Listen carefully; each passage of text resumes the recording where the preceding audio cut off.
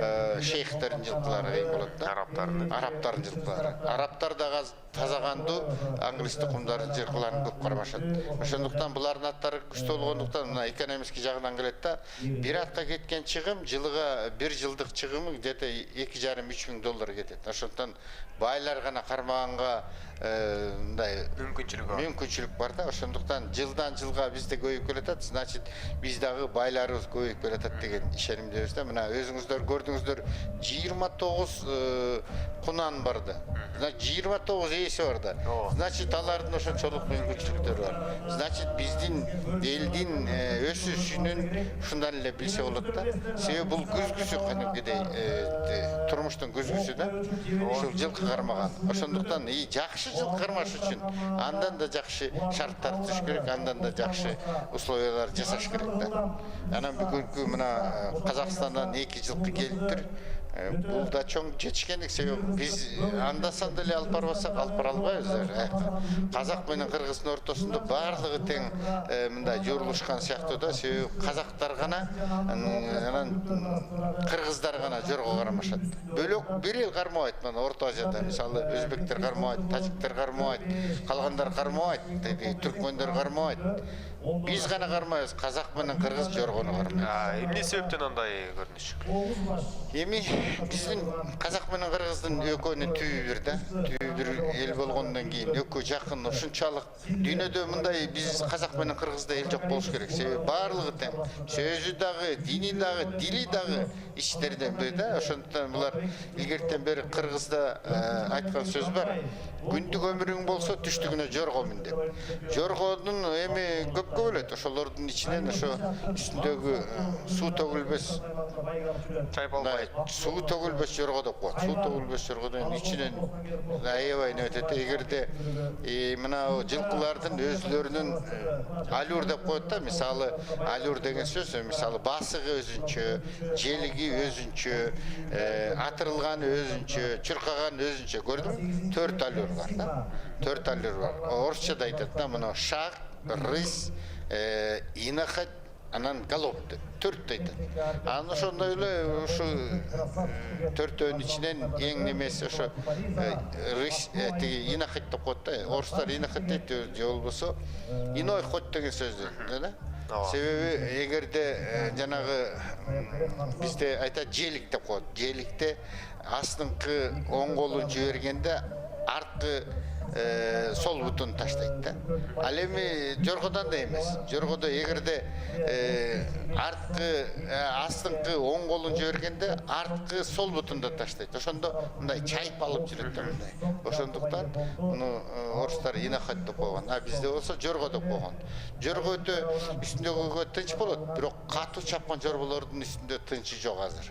Ал эми барагы жоргону дагы 4-5 кыргыздар 4-5ке бөлгөн. Мисалы жол жорго, кой жорго, чапма жорго, анан катуу чапма жорго деп. Ошо чапма жоргодон катуу чапма жоргонун үстүндө адам отура албайт мындай. Анчалык эркин эмес да. Ал эми жана кой жорго менен жол жоргонун үстүндө жүргөн ушунчалык алыс аралыкка дагы анан кийин жүргөндө дагы жакшы жүрөт. Ошондуктан жорго менен жол жүрбө дейт.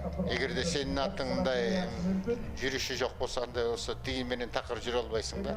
Ал катуу кеткенде сен үстүндө чайпап салат да. Ичиңден баары эзилип түшүп кала жаздайсың. Ошондуктан только жорго минишкен жана биздин улуктар, биздин тиги аксакалдар, белгилүү адамдын баары тең жорго минишкен. Ошондуктан айтканда жорго, мына жоргону ошондуктан айтканда, күндүк өмүрүң болсо түштүгүнө жорго мин дейт. Жорго деген ошондон калган сөз да. Анан жоргону ушунчалык биз кастарлап кадырлайбыз, кыргыз эли да, казак эли да. Анан казак менен кыргыздар гана жорго чабат да, экөө бири-бири. Бирок казактар эч качан кыргыздарга такыр жете элек да жорго боюнча. Бүлүктөр боюнча жетип ашып кеткендир, бирок биздикине неме жете элек. Казактар эми азыр дагы мурун 30 километр, 40 километрге чабып жүрүштүр. Азыр дагы умеренный пулайт этип, булар дагы азыр көп болсо 9-11 километр, анан кийин көбүнчө ушул мынау классики дистанцияларга көңүл берип калды. Себеби аттын баары эгерде ушул жерден жакшы ат чыгып, 2400 метрді ұта тұрған ат болса, қиын ат болса. Ал аны 15 километрге дәрді солыды. Ошондуктан бары тең азыр мынау немеден. Бирок эң жакшы аттар, дүйнө жүзүндөгү эң жакшы аттар Англияда, Ирландияда, Францияда, Германияда, анан Америкада, Канадада. Ушул жактан алып келишет деп барат. Казактар болсо жылыга 300 жылкыдан алып келип атты 90 жылдарда, могу 2000 жылдарга чейин. Кетти. Башталды. Бул кыска аралыкта кандай чабыш керек? Бири гана курук болот. Азыр бул жерде өтүшөт, анан кайра келишет, болду. 2400. Бул биздин немебиз 1800 метр. Ошондуктан тиги жерден кетти. Азыр кайра айланып келгенче 2400 болот да. Бир айланып айланышат. Азыр бул жерден келатышат, бири барып келет, болду. Бул убакта карасаңар, баягы ат чабыштардай неме жок бул жерде. Баардык жанталашып чабып баратат. Мына биринчи бараткан 5-чи номерлүү, 3-чү номерлүү кетип баратат. 5-чи номерлүү Мангуст, мына жана бургана кылып талайдыкы. 3-чү Макиос, мен айтпадым жана. Ушулар Казакстандан келген 2 жылкы деп ошону бирөө кетип баратат. Мына булар азыр аста баратат. Булар астан такыр 1-5 мүмкүн. Бирок күчүнө жараша баягылар үстүндөгү отурган чабандес карап отурат да, мына кетип баратат. Экөө аста баратат дагы эле. Азыр бирөө кууп алыптыр, жанында 3-чү, анан дагы бирөө турат. Азыр кайсысы келет көрөбүз азыр. Мына буларда неме жок, эч кандай кармап отуруу же бир неме деген жок. Дароо ылдамдык жогору. Ылдамдык сөзсүз жогору. Ылдамдык жогору. Ооба, азыр биринчи орунда Махиос. Барган сайын экинчи орунга жылып бара жаткандай. Андан соң ошол эле Пианиссимо. Үчүнчү болуп келет. Үчүнчү болуп келаткан ким экен? Пианиссимо. Казакстандык, Пианиссимо, бар. Мына көрдүңөрбү? Казактардык кандай? Жана Пианиссимо азыр атаандаштарынан алдыга озуп чыгып бара жатат. Биринчи орунга чыкты. Пианиссимо менен Махиос Казакстандын 2 алдыда азыр. Мен айтпадым. Бул казактар аябай жакшы жылкыларды алып келип атат. Мына кетти. Пианиссимо биринчи орунда. Пианиссимо кетти. Ошол эле учурда азыр Сүлүк кара 3-чү орундан азыр алдыга чыгууга аракетин көрүп келатат Чолпон атанын. Ары катуу жибербесе болду. Мына бул жерде азыр прямойго чыгат деп койду, ошо прямой. Прямой где-то 600 метр болду. Пианиссимодан алыш кыйын болуп калды. Ооба, 8-чи катардагы Пианиссимо биринчи орунда келди. Казакстандын аты жана ошондой эле экинчи орундагысын көрөбүз. Экинчи орунга азыр Сүлүк кара чыгып кетти. Ооба, Сүлүк кара жана 3-чү орунда казакстандык дагы бир Махиос жайгашты. Ал 3-чү номер менен жарышкан. 8-7 жана 3-чү катардагы ана ошол аттардын биз жарышын көрдүк. Махиос 3-чү болду.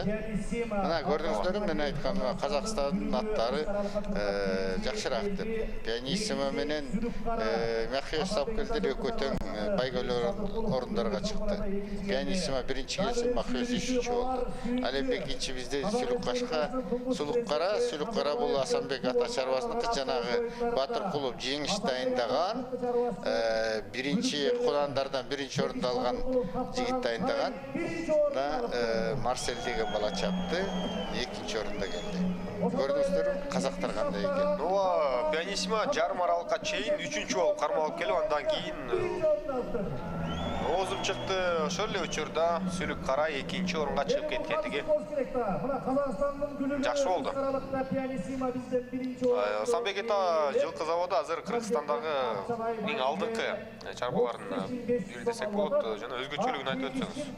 Асанбек ата чарбасы мына бул жерде турат. Азыр ушул эле Чолпон ата шаарында, ушул Канизаводдун мурунку кашарынын астында турат.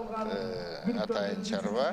Мунун башчысы ошол жылкы чарбасынын башчысы Батыркулов жеңиш өзү дайындайт. өзү өстүрөт жылкыларды. Анан мына мунун жеңиштери бекеринен болуп аткан жери жок. Ушул жерде дайындайт, ушул жерден. Мына казактардын бул жакшы болушу керек. Ошондуктан бекеринен алып келген жок бияка, утабыз деп алып келди да. Казактардын эң кыйындардын бири болуш керек пианиссимо. Мен мурун көргөн жок, бирок мен айттым эле го жана. Булардын экономический жагынан бизден жогору болгондуктан булар ошол жакшаттарды алып келет. Мисалы жакшаттар дүйнө жүзүндө 20-30 миң доллар турат да. Бияктан ар бир атка самолет фрахтовать этип алып келет. Бир самолет 6 ат алып келет.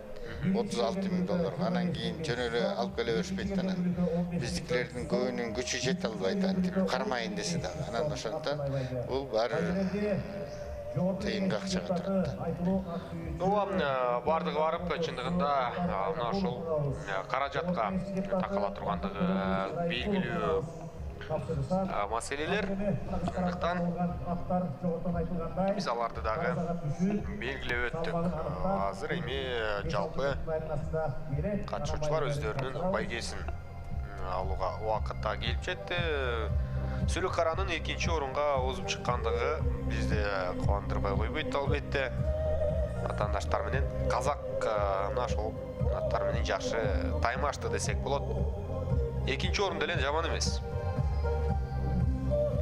Сөзсүз жаман эмес, себеби ушундай күчтүү аттар менен 2-нчи орун алыш, Махиосду калтырып кетиш. Махиос менен пианиссимо астыга чыгып алып, сүлүк кара мынау түздөн гана кууп жетти, анан ашып кетти да. Ооба, азыр эми кийинки жарышты күтөбүз. Ага чейин сыйлуу азем орун алат. Жорго салыш дагы кийин 11 миң чакырымга созула тургандыгын бирлик этмекчибиз. 11 бас кунан жорго көчө. Байгелери 3 кунанга байге берилген. Биринчи орунду көчө Бийкеч аттуу Элдияр жылкы чарбасынын Айтылуу Замир Мукашевдин чарбасынын кунаны биринчи келип, саяпкери Керимбек Асанғазиев Азим деген жигит салдырган Тоң районунуку 12.500 сом акчалай байгеге ээ болгон. Ал эми экинчи орунду Банамен аттуу Бактыбек Иманбековдун кунан жоргосу келип, Калыйдулда Аркарчиев саяпкери Жакшылык деген жигит салдырган Ысык көлдүн Жетөгүз районунуку ал 7300 сом акчалай байгеге ээ болгон экинчи келип. Үчүнчү байгелүү орунду Рокин аттуу Жаныбек Мырзабаевдин Чубак Жайлобеков таптаган, Чубак өзү салдырган Талас облусунун жоргосу 400 сом акчалай байгеге болуп көчө 3-чү орунду ээлеген. Ошондой эле көчө Бышты жоргодагы мына ушул жерде салдырылды эле. Биринчи орунду ошо Элдияр жылкы чарбасынын Пансат аттуу Быштысы биринчи келип, Абылбек салдырган Тоң району 16.400 сом акчалай байгеге ээ болгон. Экинчи орунду Чайка аттуу Турсунбек Адамалиевдин Каныбек Адамалиев таптаган Шамдан салдырган Бостердин жоргосу келип 9200 сом акчалай байгеге ээ болгон. Ал эми үчүнчү орунду 7200 сом акчалай байгеге Активный аттуу Кулагер жылкы чарбасынын Алмаз Мухамбетов таптаган Бактуу Долуновдун жоргосу келген. Бул эми көчөгө өткөрүлгөн ишчилардын маалыматы ретинде айтып коелу. Себеби кийинки турларда мына актуалдык оюндардын түрлөрү көбөйгөнүнө байланыштуу Көкбөрү сыяктуу эле аргап ат чабыш оюндары дагы ушу эки этапка бөлүнүп өткөрүлүп атат.